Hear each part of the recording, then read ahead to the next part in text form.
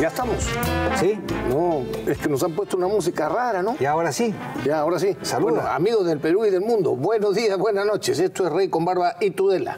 Como el doctor Barba ha estado haciendo noticias en las últimas horas, en Twitter le dejamos en el uso de la palabra. Pues ahí se acabó el chantaje. También nosotros tenemos los archivos y algo más, ¿no? Bueno, vamos a ir en orden en este tema y vamos de paso a fijar una posición. En primer lugar, creo que hay que reconocer que la primera ronda de audios fue un hecho muy importante, sobre todo para revelar la profunda corrupción que existe en el sistema de justicia de nuestro país.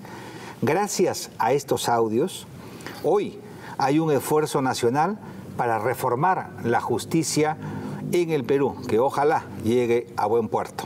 Y esto se lo debemos a una valiente fiscal del Callao que no tuvo temor y entregó los audios por los canales correspondientes. Porque si esos audios no hubiesen sido publicados, lo más probable es que habrían sencillamente desaparecido.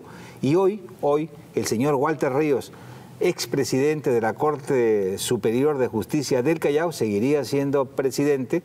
El señor Inostroza estaría por ser presidente de la Corte Suprema y el Consejo Nacional de la Magistratura seguiría avalando a estos sinvergüenzas, ¿no?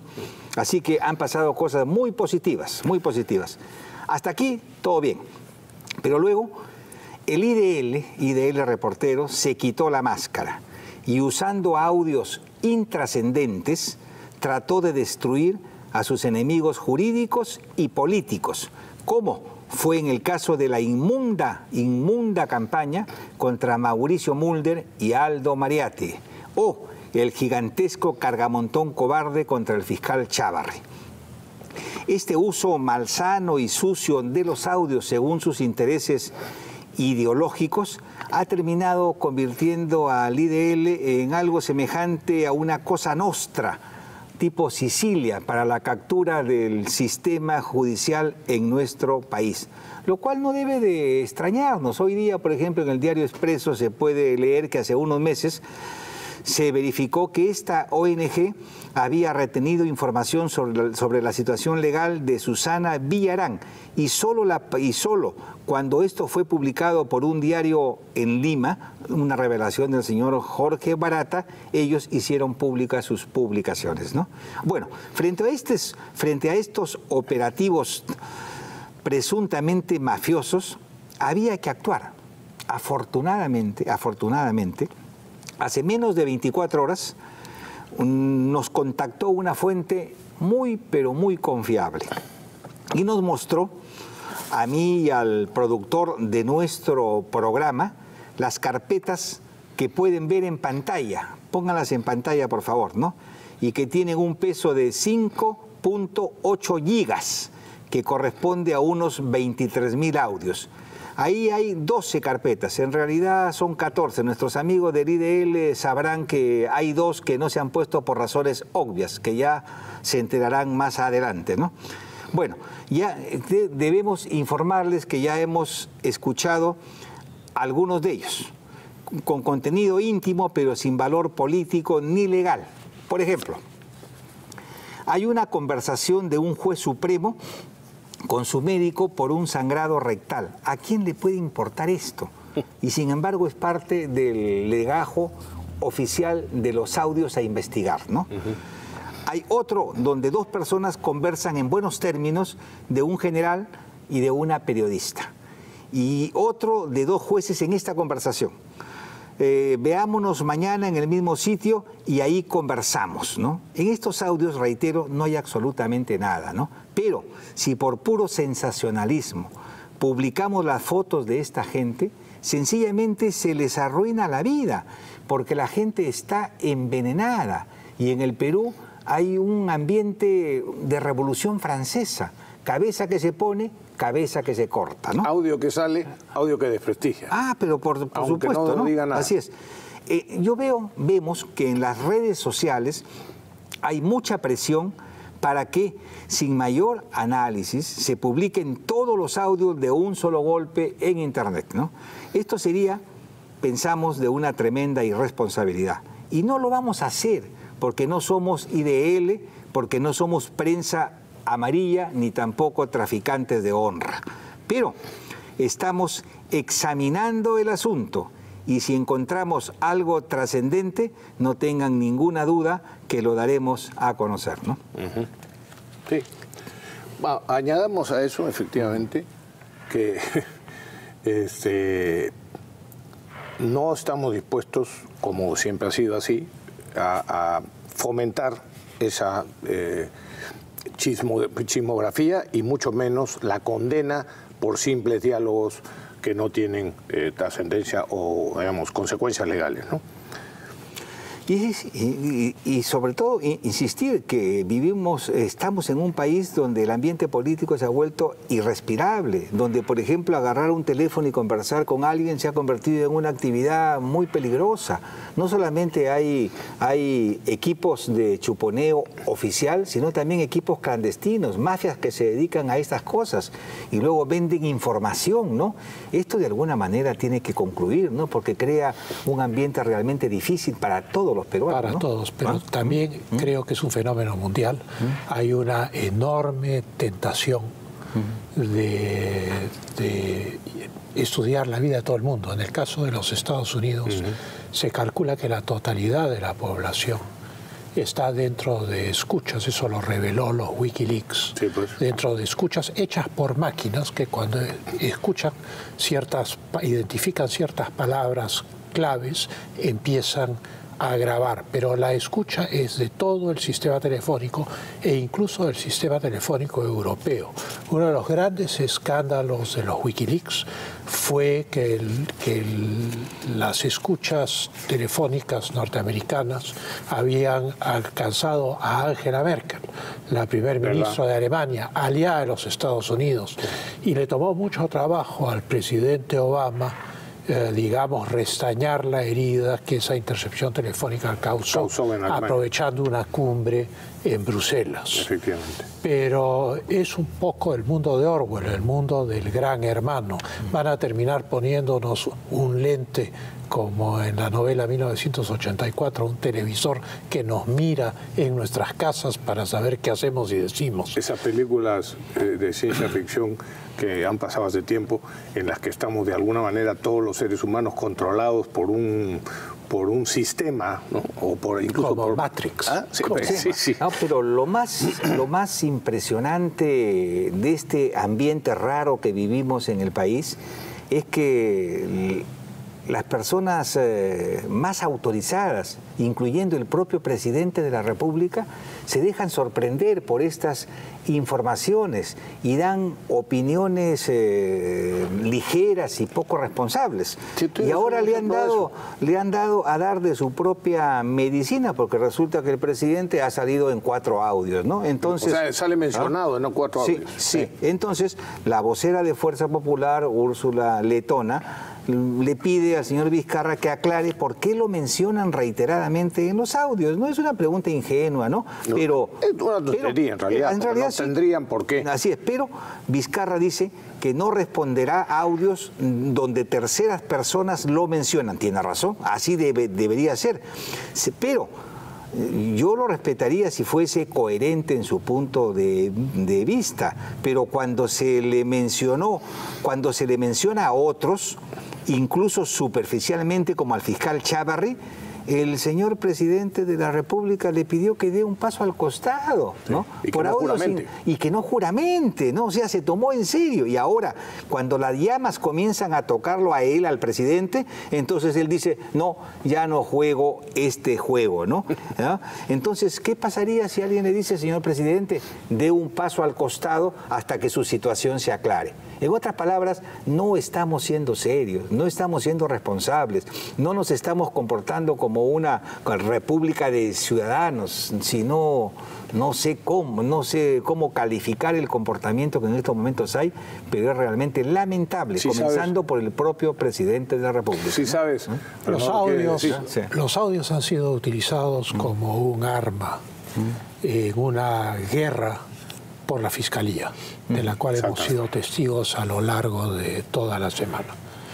Y naturalmente esto ha permitido observar una serie de cosas, desde la juramentación del fiscal de la Nación, el doctor Chávarri, pasando por una reunión posterior el jueves de la Junta de Fiscales, pero no oficial, en la cual Pablo Sánchez les hace escuchar un audio.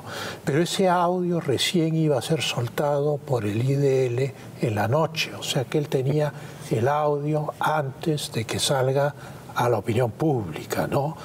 Y luego, una hora antes de la reunión de la Junta de Fiscales, que creo que fue el viernes, si no me equivoco, nuevamente les hizo escuchar el audio a los fiscales, los cuales dijeron, pero si esto ya lo escuchamos ayer. Claro. Pero evidentemente tenía una finalidad, digamos, persuasiva respecto a la candidata que él promocionaba y que otros fiscales promocionaban, ¿no?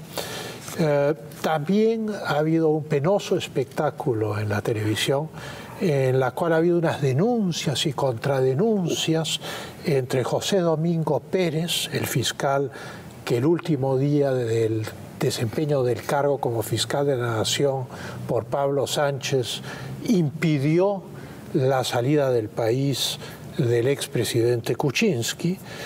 Bueno, un diálogo en el cual Domingo Pérez critica a Pablo Sánchez. Pablo Sánchez interviene en este programa de televisión por teléfono y alaba a Domingo Pérez diciendo que es un muy buen fiscal y que lo ha entendido mal. Acusan al director del área internacional de la Fiscalía, Alonso Cabrera Peña, de haber dicho que no se podía investigar a G. Naturalmente él también entra al debate a través del teléfono y claro, uno se pregunta ¿qué tal drama el de la Fiscalía de la Nación? Porque si las luchas internas se llevan a la televisión y a los programas de televisión, evidentemente lo que se necesita es una reorganización y mucha disciplina interna. Y sin embargo no la hay, porque también la prensa ha dado cuenta que el ex fiscal de la Nación, Pablo Sánchez, contrató a una firma de asesores de imagen, Chirinos y Salinas, Sociedad Anónima Cerrada, y los contratos pagó 17.000 soles. En enero. En enero. ¿Sabe Dios si hay facturas anteriores para preparar 2 almuerzos en la cual fueron una serie de periodistas liberales, neomarxistas y fundamentalmente periodistas, digamos, de su línea política, ¿no? Y evidentemente en preparación probablemente de todo lo que ha sucedido después. Estuvieron pues Rosa María Palacios, Mirko Lauer, Augusto Álvarez Rodríguez, entre muchos otros, ¿no? Y naturalmente no tiene nada de malo organizar un almuerzo, pero uno se pregunta cuál es el objeto de todas estas maniobras, ¿no? De hacer escuchar audios, de ganarse a la prensa, de ir preparando el terreno, ¿no? Finalmente todo esto fracasó porque la Junta de Fiscales entronizó a Pedro Chávarri como fiscal de la Nación y se creó la especie extraña de que la Junta de Fiscales del viernes era para ratificarlo. No había tal cosa. Ya estaba nombrado y el nombramiento era inapelable. O sea que todo ha sido un mundo de chismes, de audios, y de presión, de intrigas y de presión. A ver si le funcionaba. A ver si le funcionaba, porque lo que ha habido es una gigantesca y brutal campaña contra Chávarri. Periodística que hizo su mayor impacto, que consiguió su mayor impacto y mayor digamos, voluntad de cambiar las cosas a raíz de la juramentación de Chávarri. Ahí sale Cateriano con la teoría esta de que como el presidente de la República no había asistido a la juramentación de Chávarri, eso era ilegal. Que es absurdo. Por eso, un abogado como Cateriano que incurra en esa tontería, además citaba una norma de un decreto legislativo del año 81, olvidándose que la Constitución del 93 es muy posterior y prima sobre cualquier otra norma anterior. En la época del decreto que él la época de la UNDE regía la Constitución del 79. Y además los fiscales supremos el fiscal de la Nación, era nominado directamente por el presidente de la República y no era elegido por los fiscales supremos, tal como señala la Constitución del 93. O sea que es ridículo, es absurdo que un abogado como Cateriano tenga ese lapsus, pero que fue reproducido por otros supuestamente constitucionalistas y por supuesto puesto en titulares en varios medios de comunicación manipuladores. Pero además, sobre el tema de los almuerzos y esto, yo quiero decir que en el fondo, esos almuerzos del fiscal Pablo Sánchez con periodistas, que tenían un poco, parece, la finalidad que tú has señalado, han sido finalmente pagados con nuestros impuestos.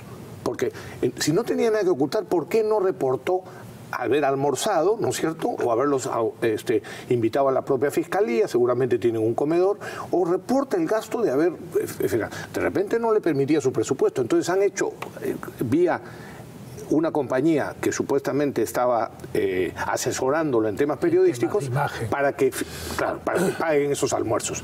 Entonces, y lo más llamativo es que el fiscal Sánchez, que era el que le pedía al fiscal Chávarri que fuera destituido o diera un paso al costado porque se había reunido con periodistas, no solamente también se había reunido con periodistas, sino que los invitaba a almorzar con nuestro dinero. Por lo menos espero que los platos hayan sido buenos. Sí, bueno, deben haber sido buenos porque eran en el centro empresarial, en San Isidro, en el club empresarial. En el club empresarial. Y finalmente, entre los asistentes a estos almuerzos estaba nada menos que el señor Alejandro Godoy, que es el mismo que lanzó la campaña de hashtag Yo no he ido.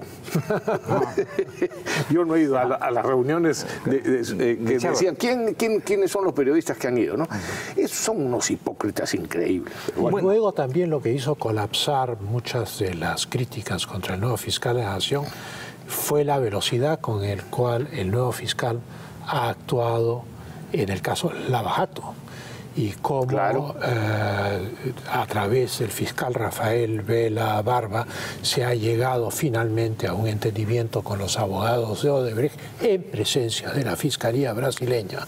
Se ha restablecido la colaboración y se ha creado un nuevo equipo especial que junta lo que eran dos investigaciones que se neutralizaban mutuamente, una por lavados de activos y otro por corrupción. Y que entonces, una no quería darle la información. Correcto. La de Jámito Castro no le quería dar información. Correcto, eran compartimentos estancos. Así es. Y entonces eso ha terminado, se ha formado un nuevo equipo especial que dirige el fiscal Rafael Vela Barba y naturalmente esto es enormemente positivo y esperamos que dé resultados más bien a corto plazo, sí, porque hemos esperado mucho tiempo. La pregunta es, ¿por qué no les interesaba que continuara la colaboración eficaz de Barata y de la gente de Odebrecht? ¿Por qué? Bueno, esa es la pregunta de los 500.000 así es, y ya lo sabremos. Probablemente ya lo sabremos en los próximos días. Lo importante es que la crisis en la Fiscalía está concluyendo, hay un nuevo liderazgo que cada día se afirma, y hay una convocatoria a los mejores fiscales del país, ¿no? Yo estoy seguro ya que vamos a ver resultados rápidamente, porque ya se está viendo este cambio, ¿no? Sí, y ojalá que haya buenas noticias para el país, ¿no? Aunque muchos movamos la cabeza por ese acuerdo firmado con Odebrecht, ¿no? Claro. Que lo vamos a ver. Fastidia, ¿no? Fastidia, ¿no? Sobre eso, el economista Manuel Romero Caro dice que de los 76 proyectos ejecutados por Odebrecht en Perú, Jorge Barata declaró que solo en 8 de ellos, se otorgaron coimas, sobornos, plata sucia, ¿no? Pero si nos atenemos a lo que dijo Barata en el propio Brasil, que en el Perú no se podía trabajar sin pagar coimas, ya que los competidores extranjeros hacían lo mismo, entonces es posible concluir con una alta posibilidad de certeza que aún faltan conocerse los sobornos de 68 proyectos, ¿no? Pero ahora con el acuerdo de impunidad con Odebrecht, creo que han hecho el negocio del siglo. Gran negocio. No para estoy Odebrecht. seguro, más bien. Gran negocio para Odebrecht. Para Odebrecht, evidentemente. por supuesto, ¿no? Nos van a entregar puede unos permitir... cuantos delincuentes de unas cuantas coimas de unos millones y ellos se han levantado miles de millones. Evidentemente. Bueno, hablando de Odebrecht, no puedo dejar de referirme a la extradición de Alejandro Toledo. Como se sabe, el Perú ha presentado un cuaderno de extradición y el Departamento de Estado ha exigido precisiones al Perú sobre la extradición de Toledo, cosa que es indiscutiblemente un mal síntoma, porque cuando se piden precisiones significa que hay cosas extrañas, ambiguas. Claro. En la petición de extradición, claro, y que la demanda de extradición está muy mal hecha. No está bien hecha. Está muy mal elaborada. El canciller Néstor Popolizio ha dicho que la extradición podría durar 2 años y que no hay ningún tipo de problemas en este proceso. Pero yo creo que los problemas no están en la acción de la Cancillería. Los problemas están en la formación del expediente por el Poder Judicial, que está envuelto en una crisis horrorosa y que evidentemente no ha sido preciso en los términos en los cuales ha pedido la extradición y ha llevado al Departamento de Estado de los Estados Unidos a preguntarle a la República del Perú: oiga, hágame precisiones sobre este expediente. Y entonces eso es una mala nota. A eso se refiere, me parece, la columna de Luis García Miró de ayer, me parece, en Expreso, donde dice, claro, con estas evidencias de resentimientos internos y de problemas en el Poder Judicial y en la Fiscalía de la Nación, es lógico que los Estados Unidos, que sea aprovechado por Toledo y por otros, decir, ¿cómo no va a haber una persecución política en esto? Y si a eso le sumamos las declaraciones que ya mencionamos hace unos programas atrás, de PPK, pidiéndole a Trump que deporte a Toledo. Entonces le ponen en bandeja y las propias declaraciones, Rafael, hombre, y las propias declaraciones de PPK que había una especie de dictadura legislativa en el país, y luego la visita de los miembros del Tribunal Constitucional a la Comisión Interamericana de Derechos Humanos para denunciar que no había equilibrio de poderes en el Perú. Es decir, eso ha sido tomado por la defensa de Alejandro Toledo y evidentemente un juez con 2 dedos de frente va a tener que decir, oiga, yo no puedo mandar a este señor a un país donde no hay democracia, donde no hay equilibrio de poderes y donde hay una dictadura legislativa y donde todo es pasión, emoción y rencor. Bueno, es muy difícil para un juez. La política es pasional y emocional, pero lo que muestra esto es que en esta batalla política que hemos visto a raíz de los audios que se nos ha hecho transparente a todo el país, se ve que los actores que combaten son en muchos casos como niños, que están felices en medio de la destrucción del otro, sin comprender que en el fondo todos se están autodestruyendo. Exactamente. Es como un niño destrozando un juguete dentro de un juego, pero cuando termine el juego va a darse cuenta que ya no tiene el juguete y que ha perdido algo que era valioso para él. Bueno, es lo que tú dices, cuando van los miembros del Tribunal Constitucional a la Corte Interamericana de Derechos Humanos a decir que no hay división de poderes en el Perú, estará muy bien para ellos, batalla para su política por la acusación constitucional por prevaricato que tienen ellos. Así es. Pero le están haciendo un daño al Perú inmenso, como una solicitud de extradición mal planteada, como decir que Toledo es un reo que debe ser deportado cuando hay un cuadernillo de extradición. Entonces, claro, todas estas cosas que forman parte de lo inmediato también tienen un coro mediático que las acompaña. Por supuesto. Y este coro mediático contribuye a convertirnos en un país de la Sudamérica de novela, de esas novelas anglosajonas que deprecian tanto a América Latina. Y entonces, claro, muy penoso lo que estamos viviendo. Y penoso y lamentable la irresponsabilidad, en ese sentido, de los dueños de los medios de comunicación y de los directores de esos medios de comunicación, que, como tú bien dices, en el fondo hacen como lo mismo que los magistrados constitucionales, que a ellos lo que les interesa es el rating, lo que les interesa es la sangre, el escándalo, lo inmediato. No piensan en su responsabilidad como medios y en lo que le están ocasionando al país.